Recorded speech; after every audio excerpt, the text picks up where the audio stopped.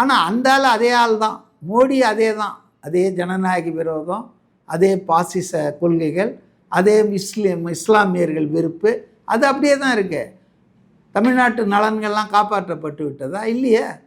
அப்புறம் எதுக்கு நிதி ஆயோக் கூட்டத்துக்கு நீங்கள் போனீங்க? பையனை காப்பாற்றுறதுக்காக. அதை தான் விஜய் சொல்கிறாரு. நீங்கள் ஏடிஎம்கே டைரெக்டாக அலையன்ஸ் வச்சுருக்காங்க, அது ஒரு அடிமை கூட்டணி. நீங்கள் கள்ள உறவு வச்சுருக்கீங்க ரகசியம். அப்போ 2 பேருமே பிஜேபிக்கு சரண்டர் ஆகிட்டீங்க. நான் அப்படி கிடையாது, பிஜேபியை நான் கேள்வி கேட்பேன், எதிர்ப்பேன், இஸ்லாமியர்களுக்கு எதிரான வெறித்தனத்தை நிறுத்தணும் மோடிஜின்னு சொல்கிறாரு. இவங்க சொல்லுவாங்க அது 18% இஸ்லாமியர் ஓட்டை கவர் பண்ணுறதுக்காக. சரி, நீங்கள் செய்யுங்க. உங்களை யார் தடுத்தது? அதிமுகவை யாராவது தடுத்தாங்களா? திமுக யாராவது? அதனால் அது போல்டான ஒரு ஸ்பீச் தாங்க. அதனால் அவர் வில் ஃபேஸ் இட்டு. அவருக்கு பயம் இல்லை. நீ வாங்க, ரைடு வாங்க, என்ன இப்போ